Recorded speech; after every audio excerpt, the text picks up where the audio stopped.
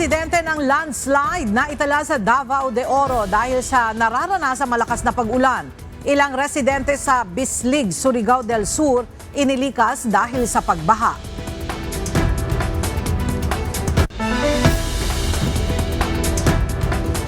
Mga lalahok sa trillion peso march sa darating na February 25, hinikayat ng MMDA na gumamit ng mass transportation upang maiwasan ang matinding traffic.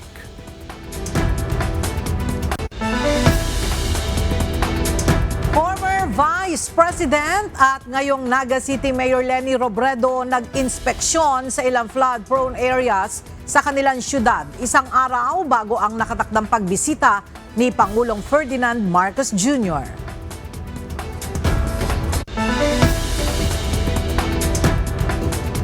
Nasa 200 million pesos na halaga ng mga iligal na sigarilyo at equipment na sabat ng mga otoridad sa Tanza, Cavite.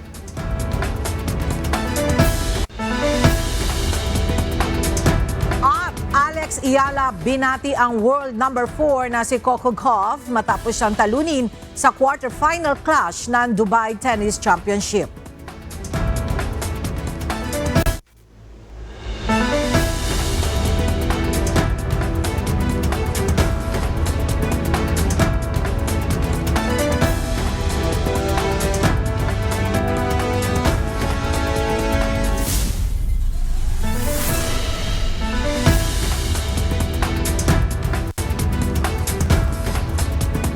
Magandang tanghali mga kasangbahay. Ngayon po ay araw ng Biyernes, February 20, 2026. Tayo po ay sabayang napapakinggan sa Radyo La Verdad 1350, ang UNTV Radio. At una sa mga balita ngayong tanghali. Puspusan na ang ginagawang paghahanda ng Philippine National Police, Metropolitan Manila Development Authority at Quezon City Local Government Unit para sa gagawing trillion peso march sa February 25. Kaugnay nito, hinihikayat ng MMDA ang mga lalahok sa rally kontra korupsyon na gumamit na lang ng mass transportation kung pupunta sa EDSA White Plains. Para sa detalya, hatid ni Benedict Samson, live.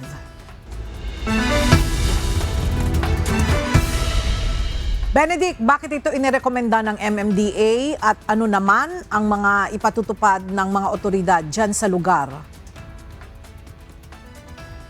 Magandang umaga, Ella. Ayon sa Metropolitan Manila Development Authority, dahil may pasok pa rito ang ilan kung kaya't hinihikayat nila na imbes na magdala ng sasakyan ay gumamit na lamang nga itong mga mass transport system. Sa Miyerkules na isasagawa ang Trillion Peso March and the People's Power Monument. Kaya naman kanina, nagsagawa ng walkthrough ang Metropolitan Manila Development Authority, Quezon City Local Government Unit at Philippine National Police kasama ang organizer ng Trillion Peso March sa lugar upang mailatag ang mga paghahanda sa gaganaping kilos protesta. Ayon sa MMDA, sa gaganaping kilos protesta, sa kabuuan ng programa ay sarado muna sa mga motorista ang White Plains Avenue at sisikapin din nilan hindi maabala ang mga motorista na dumadaan sa EDSA.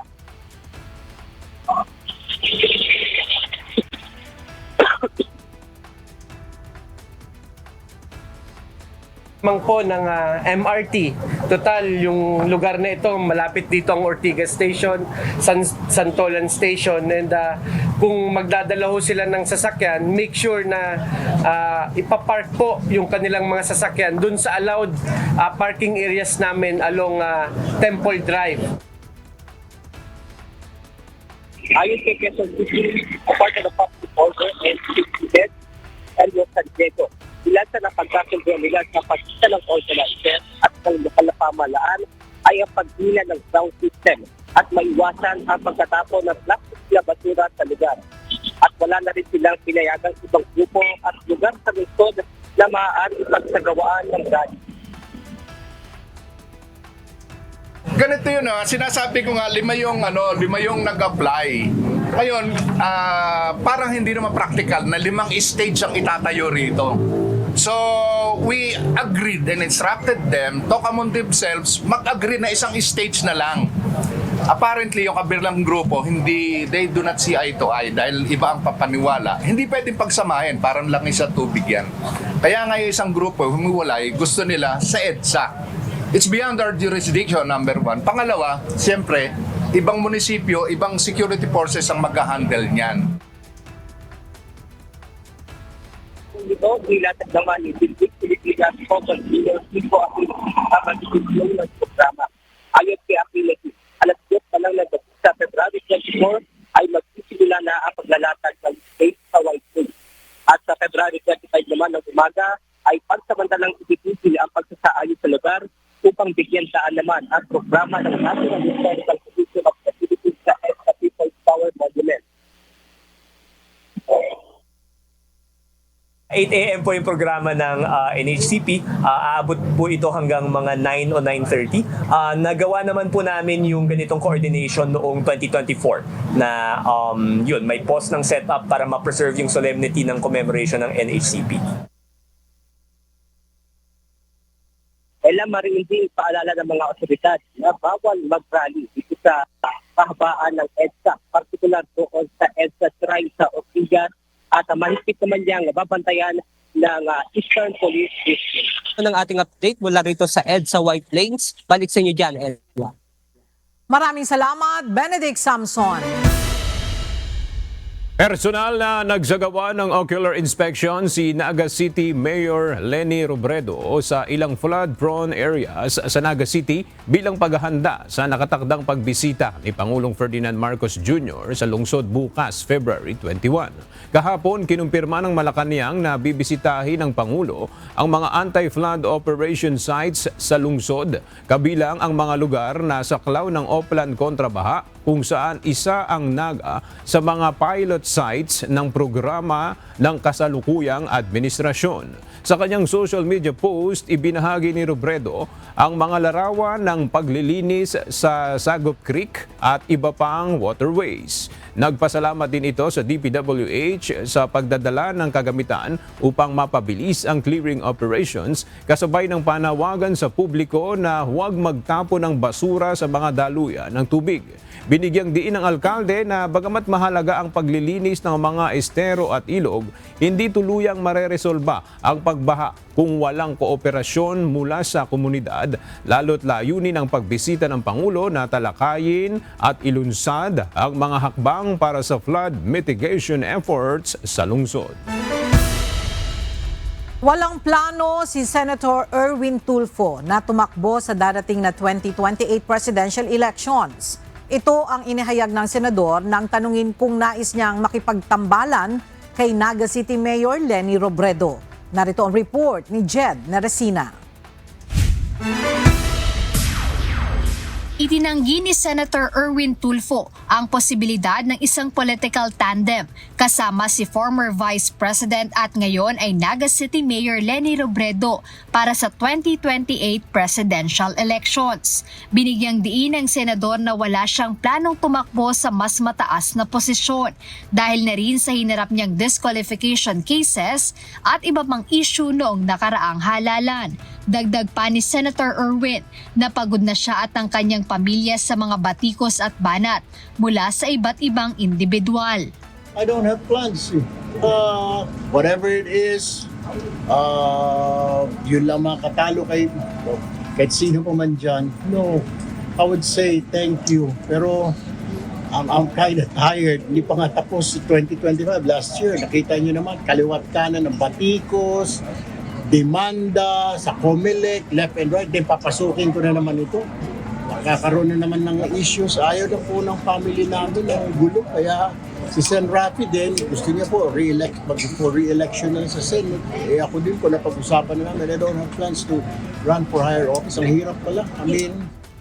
Pabiruring sinabi ng senador na papayag lang siya sa tambalang iyon kung wala ng ibang tao sa mundo.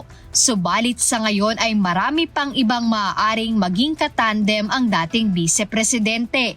Wala na rin aniyang saysay ang posisyon o taas ng ranking na nakuha niya noong 2025 midterm elections dahil maaaring maulit ang kinaharap niyang mga issue kung muli siyang tatakbo sa susunod na halalan. Lamor, Marami pa dyan. Tignan muna nila. May marami magagaling dyan. I can suggest Bam Aquino, Senadora Risa Ontiveros. Marami mga magagaling dyan na mga pwede maging vice ni VP Leni. Siguro pag wala ng tao sa mundo, ako na lang at saka si Madam Leni at saka papayag. Pero for now, ang dami dyan. Ang dami siguro makikita. Bukod dito, inihayag din ng senador na maging ang kanyang kapatid na si Senator Raffy Tulfo ay wala na ring balak na tumakbo para sa mas mataas na posisyon sa 2028 national elections.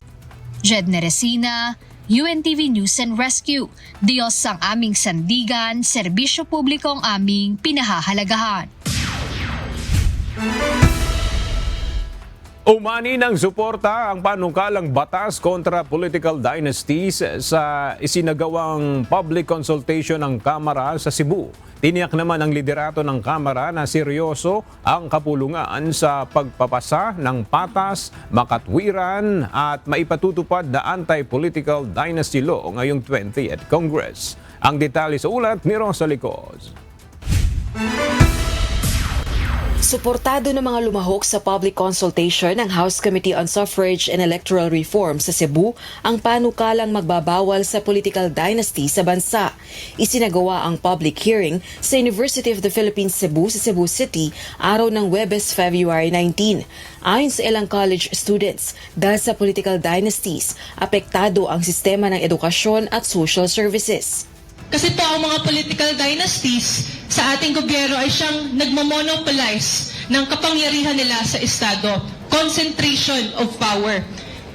Pinag-prioritize self-preservation and control. Hindi ang basic social services na dapat natatamasa sana ng mga estudyante. At malinaw po, hindi naging priority ng mga dinastiya na iyan ang edukasyon. Sa halip na mapunta ang budget sa paaralan, guro at estudyante, ang pondo ay nare-redirect sa mga pork barrel projects.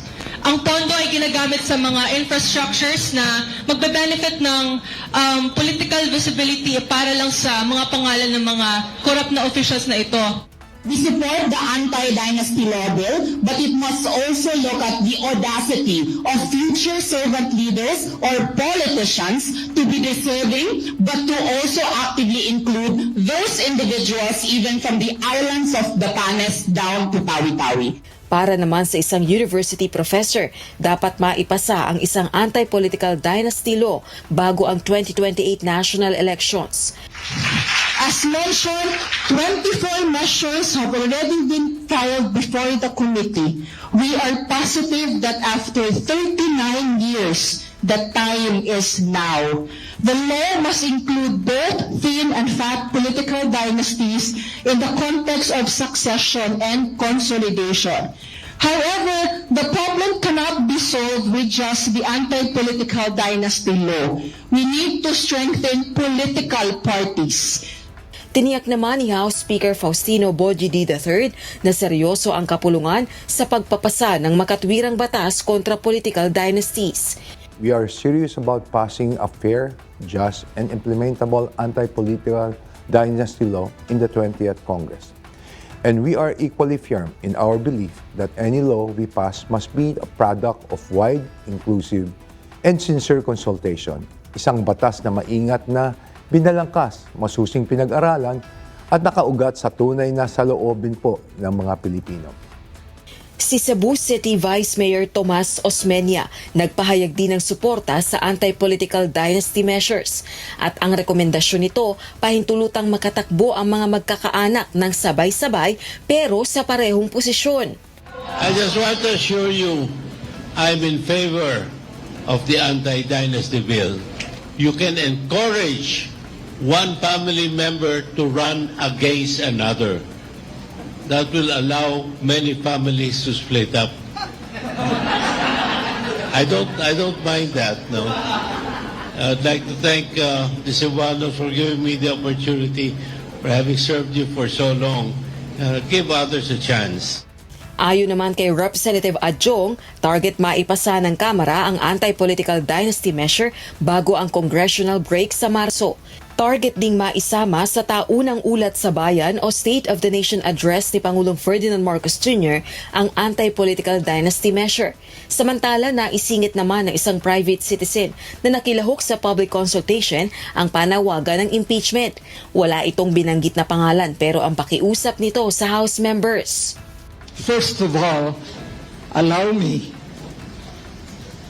to request the members of Congress here 2 words: impeach her. I didn't say him, I said her. Wala mang sinabing personalidad, ngunit ang kasalukuyang naharap sa 4 na impeachment complaints sa Kamara ay si Vice President Sara Duterte. Rosa Licoz, UNTV News and Rescue. Diyos ang aming sandigan, serbisyo publiko ang aming pinahahalagahan. Dapat maisama na sa order of business ng plenaryo ng Kamara ang 4 na impeachment complaints laban kay Vice President Sara Duterte. Ipinahayag ng chairperson ng House Justice Committee na may hanggang March 4 2026 ang Kamara para gawin ito alinsunod sa 10 session days na requirement ng panuntunan sa impeachment proceedings. Para sa detalye, nagbabalik si Rosalie Coz live. Rosalie, nakailan session days na ba ang nakalipas mula nang ma-refer ang impeachment complaint laban kay Vice President Duterte sa Office of the Speaker? 4 na session days na ang nakalipas mula nang maipadala sa tanggapan ng House Speaker noong February 5 ang unang impeachment complaints laban kay Vice President Sara Duterte. Kaya 6 na session days na lang ang nalalabi o mayroong hanggang March 4 ang Kamara para umusad ang impeachment process laban sa pangalawang Pangulo. Ayon ito kay House Justice Committee Chairperson at Batangas 2nd District Representative Jervil Luistro.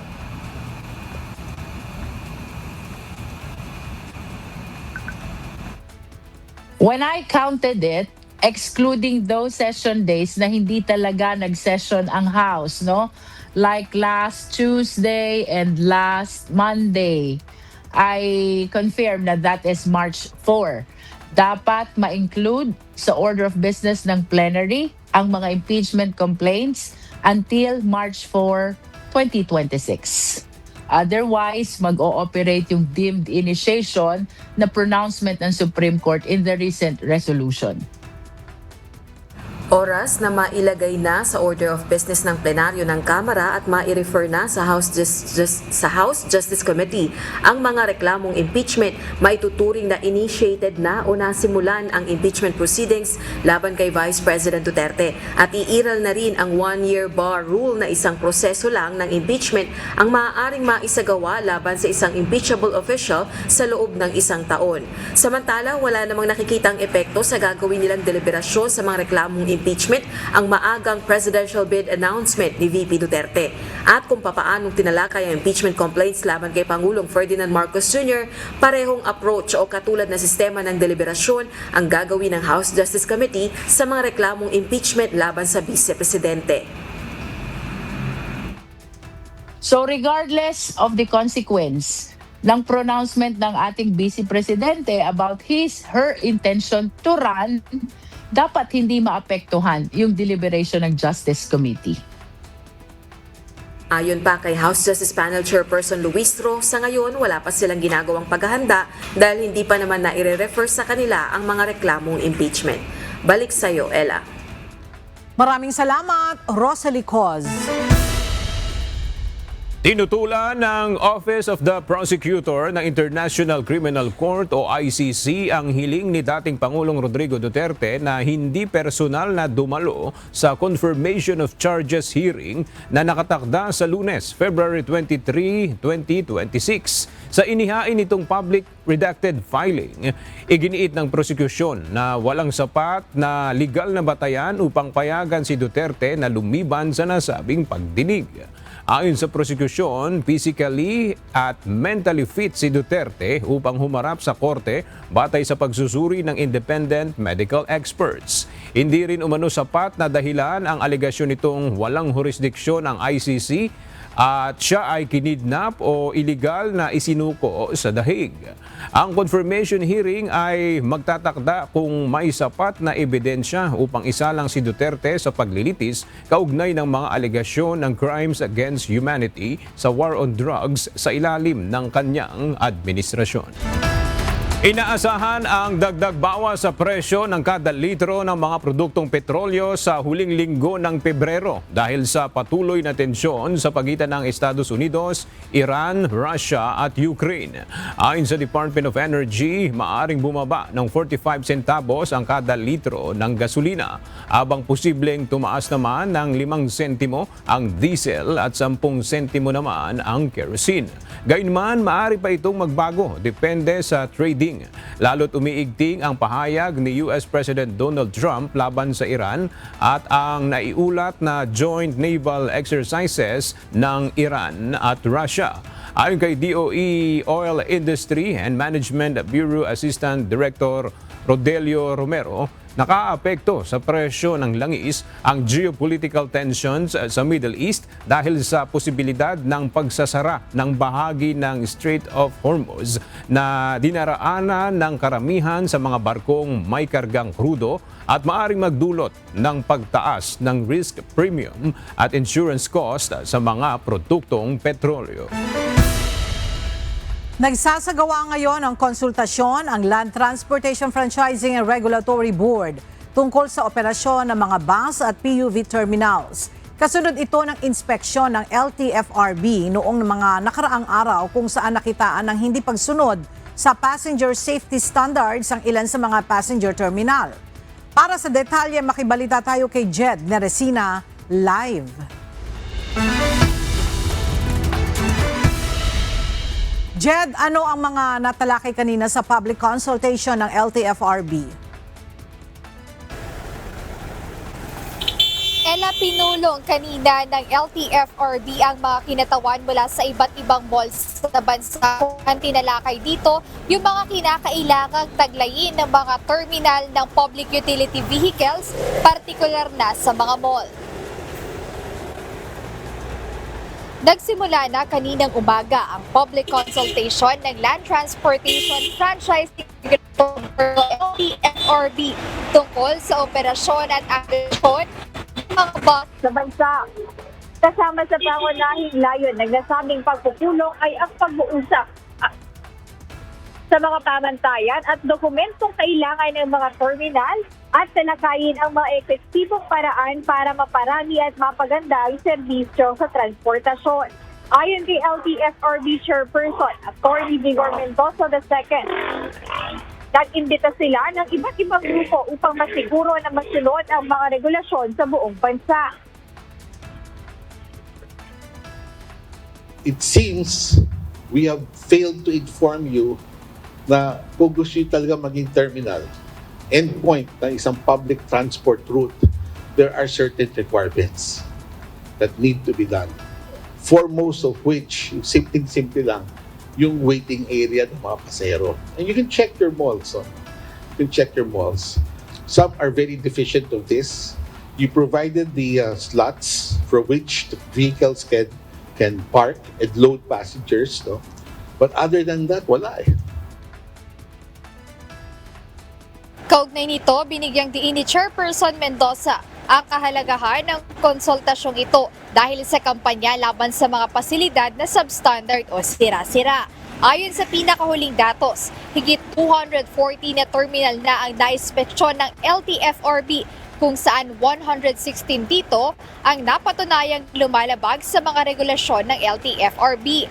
At least isang terminal naman ang binigyan na ng cease and desist order o pinatigil ang operasyon, habang ang iba ay nahaharap sa posibleng pagbawi ng kanilang permit. Ella, nabanggit kanina sa isinagawang public consultation ng LTFRB kasama yung mga kinatawan mula sa iba't ibang mall sa bansa na bibigyan ng kopya yung mga malls or yung itong mga terminal ng memorandum circular kung saan nakapaloob dito yung mga requirements or kung ano yung mga kinakailangang tagayin ng mga itinayong terminal dito sa bansa. Ito ay upang masiguro rin na yung mga commuter ay mayroong maalwan na mapag-aantayan sa kanilang pagsakay. Ayun ang update, balik sa inyo, Ella. Maraming salamat, Jed Naresina. Umaabot na sa 50 social media personalities ang minomonitor ng Cybercrime Investigation and Coordinating Center o CICC kaugnay ng pagpopromote ng illegal na online gambling. Kaugnay nito, pinapa-take down na ng ahensya ang mga account na Cherry White at Perks Gaming matapos nilang hindi tumalima sa mga nauna ng babala at noticed to explain. Narito ang report ni Ryan Lacanlale. Pinapa-takedown na ng Cybercrime Investigation and Coordinating Center o CICC ang mga YouTube at Meta accounts ng ilang social media influencers at vloggers, kabilang sina Cherry White at Perks Gaming. Ito ay dahil sa patuloy umano nilang pagpopromote ng illegal online gambling sa kanilang mga platform. Ayon kay Undersecretary Aboy Paraiso ng CICC, hindi magtatapos sa pagpapatigil lamang ng kanilang mga account ang aksyon laban sa kanila, kundi posible rin silang masampahan ng mga kaukulang kaso. Bagamat nabigyan na sila ng sapat at mahabang panahon upang magpaliwanag, sinabi ng opisyal na hindi pa rin umano nila itinitigil ang kanilang mga paglabag. I think we're up to 50 right now na bago listahan natin social media personalities, but yung makukulit na we're going after them, I think we're pursuing 2 na inissuehan na natin na notice to explain tapos hindi siya sumagot. So it would be subject for their channels takedown and apprehension na ng PNP for the promotion of illegal online game. So kakasuhan sila? Kakasuhan. Sino si Cherry White? Cherry White and Perks Gaming. Iginiit ng CICC na seryoso sila sa paghabol sa mga influencer na nagpo-promote ng iligal na sugal na nagiging sanhi ng pagkalunong ng ilan nating mga kababayan. May ilan namang tumigil sa pagpo-promote ng iligal na sugal matapos mabigyan ng babala. Subalit may mga patuloy pa rin umanong lumalabag. Noong nakaraang taon pa sinimula ng CICC ang kampanya laban sa pagpo-promote ng iligal na online gambling. Sa kasalukuyan, umabot na sa 50 social media personalities ang kanilang minomonitor kaugnay ng ganitong uri ng paglabag. Sa pag-promotion ng illegal online gambling, you'd be accomplices to illegal online gambling. And our words, pag yung pinapromote mo, we can prove that it's being manipulated. It's staff already. Umaapela rin ng CICC sa mga content creator na maging responsable at gawing halimbawa ang kasong ito bilang babala laban sa pagpopromote ng illegal na sugal. Ryan Lacanlale, UNTV News and Rescue. Diyos ang aming sandigan, serbisyo publiko ang aming pinahahalagahan. Nagsagawa ng joint operations ang iba't ibang ahensya ng pamahalaan sa isang warehouse sa Tanza, Cavite. Dito nasabat ang milyong halaga ng illegal na tobacco products at mga mamahaling equipment. Ang detalye sa report ni Evan Alvarez live. Evan, nasa magkano ang halaga ng mga nasabat na mga illegal tobacco products? Ella, ayon sa Bureau of Customs, nagkakahalaga ng nasa 200 million pesos itong mga nasabat nilang illegal tobacco products, kasama dyan yung mga equipment na ginagamit sa paggawa ng mga ito. Nilusob ng mga otoridad kasama ang Bureau of Customs at Department of Interior and Local Government ang isang warehouse ng iligal na sigarilyo sa Tanza, Cavite kahapon. Ngayong araw, personal na binisita ito ni Interior Secretary Remulla upang ibigay ang detalye sa may-ari at mga operasyon sa naturang warehouse. Ayon sa kanilang investigasyon, 2 beses nang nahulihan ang paglabag ang nasabing pagawaan.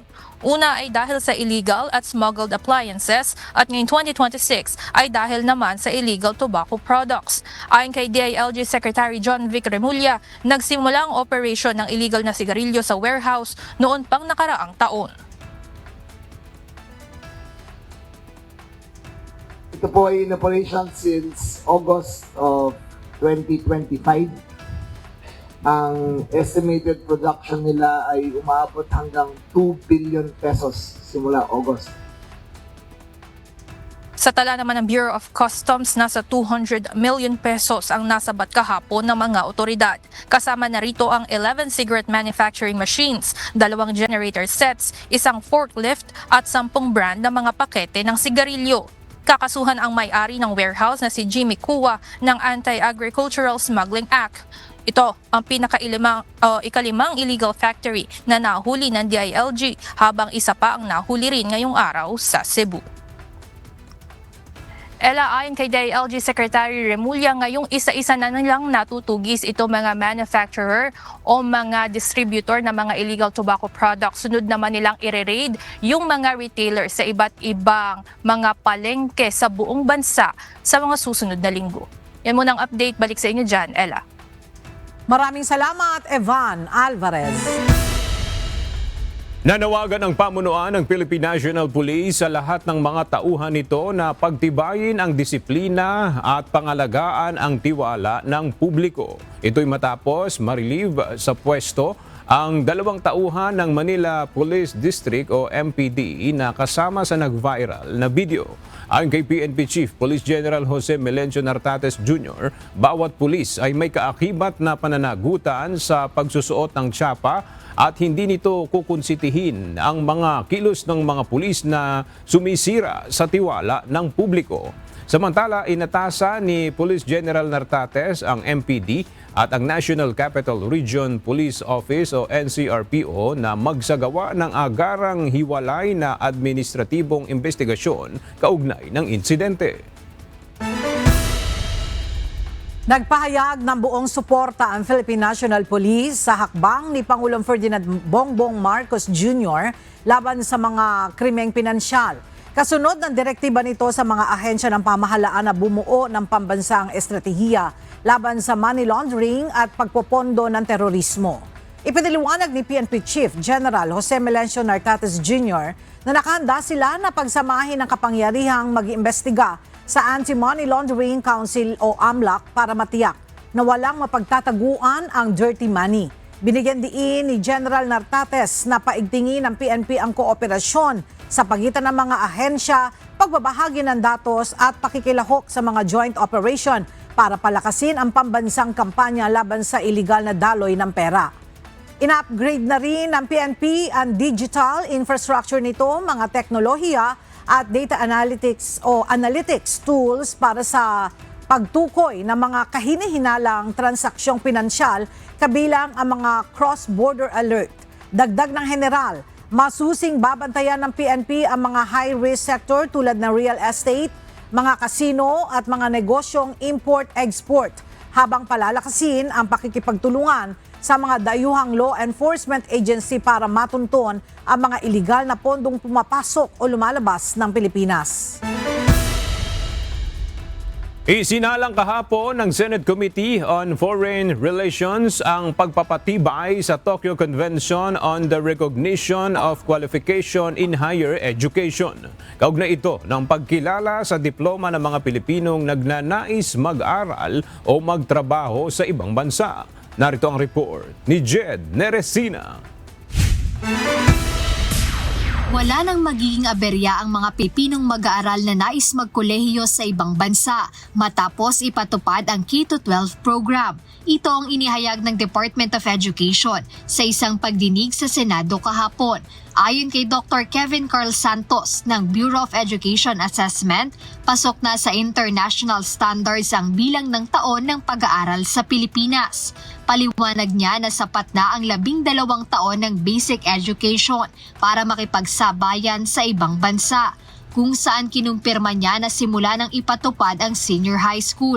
Wala pa silang natatanggap na ulat tungkol sa mga estudyanteng hindi tinanggap sa mga universidad sa labas ng bansa dahil sa kakulangan ng taon sa eskwela. As far as our Bureau is concerned, Mr. Chair, we have not received any similar cases like that po, in terms of like not recognizing the students who finish the up to grade 12 in basic education in the Philippines. Ayon kay Senator Erwin Tulfo, isa ito sa nagiging problema ng mga kabataang nais mag-aral abroad, kung saan aniya ang iba ay kinakailangan pang bumalik sa high school sa ibang bansa para lang makapasok o matanggap sa mga universidad. Tiniyak naman ng DepEd na mula nang maipatupad na ang SHS program sa bansa, ay kinikilala na ang mga Pinoy professionals sa ibang bansa. So far, since in-establish na itong grade 12, wala na kayo natatanggap na reklamo doon sa mga bata na mag-i-enroll going to first year college overseas. So far, Mr. Chair, as far as I know and our Bureau is concerned po, we have not received po na same concerns like that po. Very good. Kaugnay nito ang pagdinig ng Senate Committee on Foreign Relations sa pagpapatibay sa Tokyo Convention upang mapadali ang pagkilala sa mga degree at diploma ng mga Pilipinong estudyante at professional sa rehiyon ng Asia Pacific.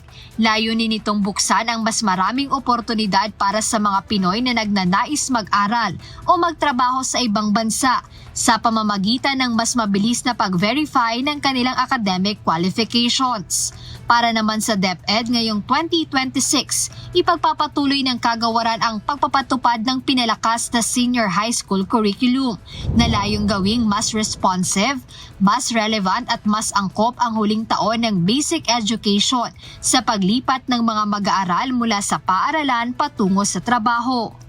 Jedne Resina, UNTV News and Rescue. Diyos ang aming sandigan, serbisyo publiko ang aming pinahahalagahan.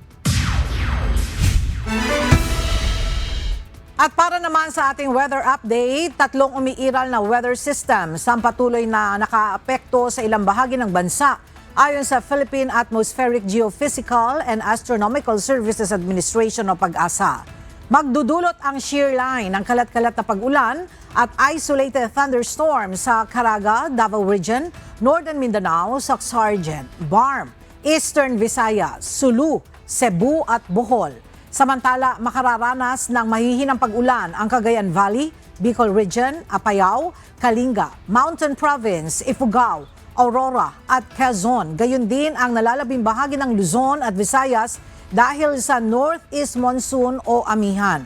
Ang easterlies naman ang magdadala ng isolated rain showers o thunderstorms sa nalalabing bahagi ng Mindanao.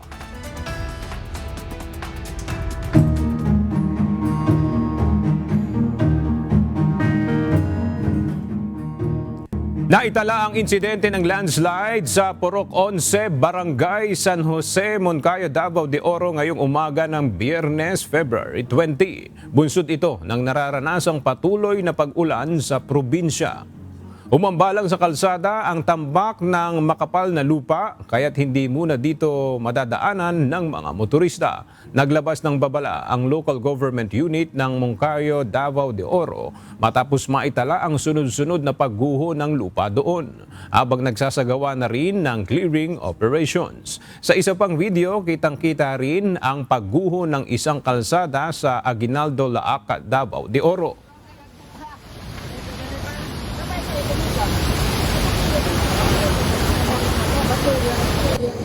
Wow. Samantala, isa pang insidente ng landslide ang naitala kahapon sa Purok 1, Barangay Pangyan, Trento sa Agusan del Sur. Sa video na nakuna ni Joyren Duron, makikita ang aktwal na pagguho ng lupa sa gitna ng malakas na pag-ulan.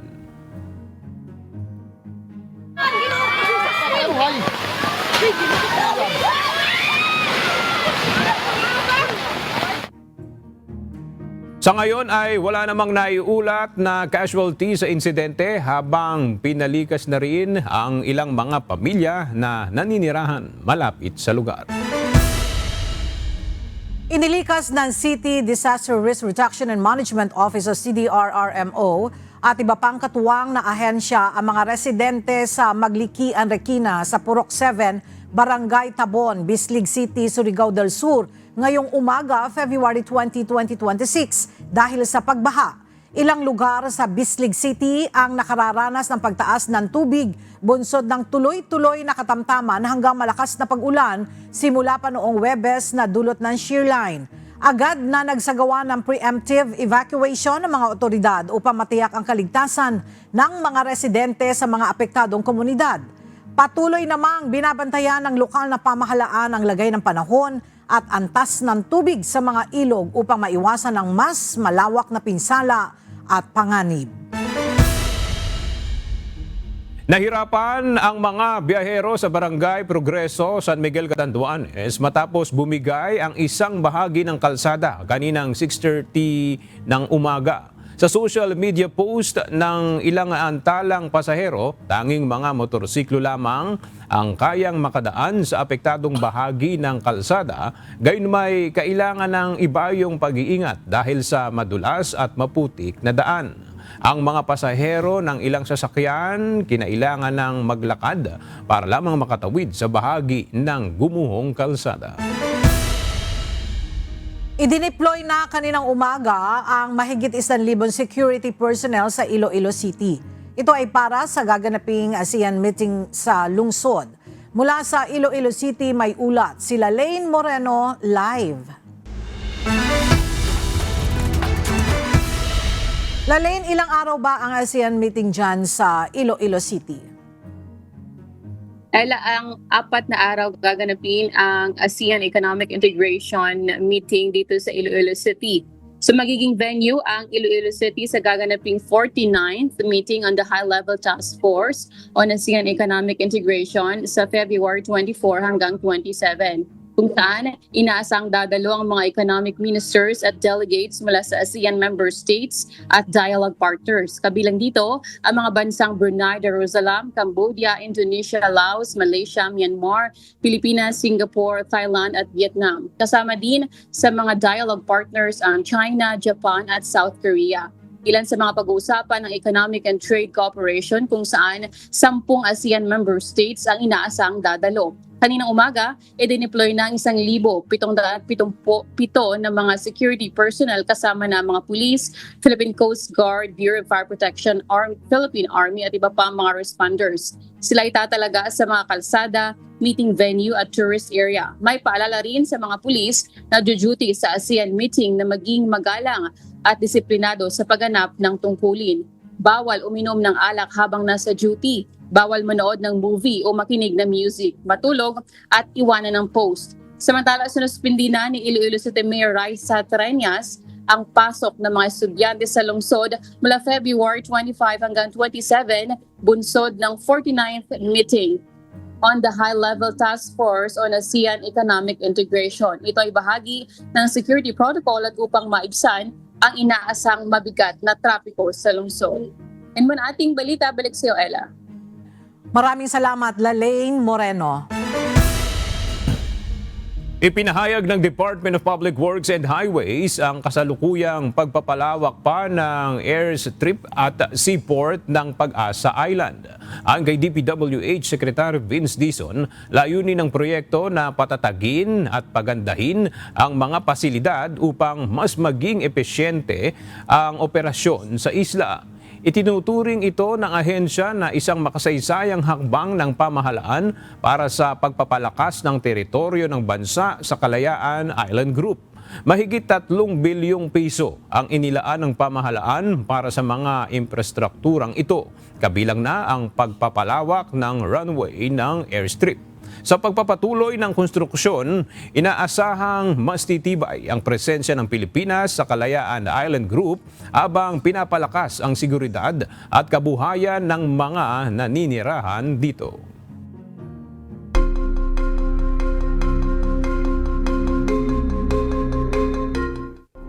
Pinalaya ng ngunit mananatiling under investigation ng Thames Valley Police si Andrew Mountbatten Windsor kaugnay ng alegasyong nakikipag-ugnayan sa yumaong sex offender na si Jeffrey Epstein. Sa ulat ng pulisya, isang hindi pinangalanang lalaki na nasa edad 60 ang inaresto sa Norfolk dahil sa umano'y misconduct in public office. Sa inilabas na pahayag ni King Charles III, sinabi nitong suportado niya ang investigasyon sa nakababatang kapatid at dapat hayaang umiral ang batas. Patuloy na itinatanggi ng dating prinsipe ang anumang maling gawain kaugnay ng kanyang relasyon kay Epstein. Nagbabala si US President Donald Trump na may masamang mangyayari kung hindi makikipagkasundo ang Iran sa Estados Unidos sa loob ng 10 araw. Kasabay ng banta ng Pangulo ang pagpapadala ng Estados Unidos ng mga warship, fighter jets at iba pang military assets sa rehiyon. Giit ni Trump, dapat maging makahulugan ang anumang kasunduan upang pigilan ang Iran sa pagkuha ng nuclear bomb, isang alegasyong patuloy namang itinatanggi ng Tehran. Ang pahayag ay lumabas matapos ang ikalawang round ng umani-mediated talks sa Geneva. Sa kabila nito, patuloy na naninindigan ng Iran na hindi sila maaring pagkaitan ng karapatang magpayaman ng uranium. Magkakaiba ang naging opinyon ng South Korea matapos hatulan ng korte sa Seoul ng habang buhay na pagkakakulong si impeached President Yoon Suk-yeol. Ang hatol ay matapos mapatunayang pinamunuan niya ang insurrection kaugnay ng kanyang deklarasyon ng martial law noong December 2024. Habang binabasahan ng hatol si Yoon, nagtipon ang daan-daang taga-suporta nito malapit sa korte, bit-bit ang mga banner at emosyonal na tinunghayan ang desisyon sa telebisyon. Samantala, may mga residente naman sa Seoul ang nanawagan ng mas mabigat pang parusa at ilan ang nagsabing nararapat ang life sentence bilang patunay na matatag ang demokrasya ng bansa. Umanaw na ang Hollywood actor na si Eric Dane sa edad na 53 matapos ang pakikipaglaban sa sakit na amyotrophic lateral sclerosis o ALS. Nakilala si Dane sa kanyang papel bilang Mark Sloan sa hit medical series na Grey's Anatomy at bilang Cal Jacobs sa HBO series na Euphoria. Noong Abril ay ibinahagi ni Dane ang kanyang ALS diagnosis at nanguna sa awareness campaign at research tungkol sa sakit. Nagpapasalamat naman ang pamilya ng aktor sa suporta ng kanyang mga tagahanga at humiling ng pribadong panahon sa gitna ng kanilang pagdadalamhati. Nagwakas na ang laban ng Pinay tennis star na si Alex Ayala sa WTA 1000 matapos siyang talunin ng world number 4 na si Coco Gauff ng Estados Unidos sa quarterfinals ng Dubai Tennis Championships. Tinapos ni Gauff ang laban sa loob ng 1 oras at 7 minuto, ngunit nagpakita pa rin ng tibay si Ayala sa ikalawang set kung saan nakakuha siya ng back-to-back games bago tuluyang isinara ng Amerikanang manlalaro ang laban. Sa kabila ng pagkatalo, umani ng malakas na suporta si Ayala mula sa crowd sa center court. Kinilala mismo ni Gauff ang husay ng Pinay na tinawag niyang tough competitor sa kanilang unang singles meeting matapos maging doubles partners noong nakaraang taon. Bago ang laban kay Gauff, naitala ni Ayala ang mga panalo laban kina Sorana Cristea, Jasmine Paolini at Hailey Baptiste at tinapos ang Middle East swing na may 2 quarterfinal finishes bago ang susunod niyang torneo sa BNP Paribas Open sa Indian Wells, California.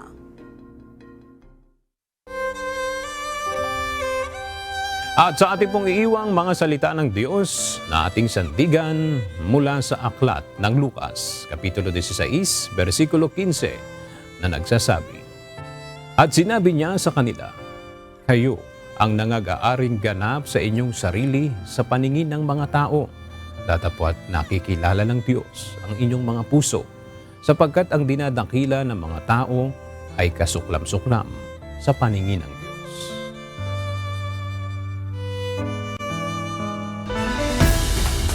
At yan ang mga balitang aming tinutukan at inaksyonan dahil sa aming pagbabalita, una ang pagkalinga sa kapwa. UNTV CE News, may balita saan mang panig ng daigdig. At dito sa UNTV, Diyos ang aming sandigan, serbisyo publiko ang aming pinahahalagahan. Magandang tanghali at Happy Weekend!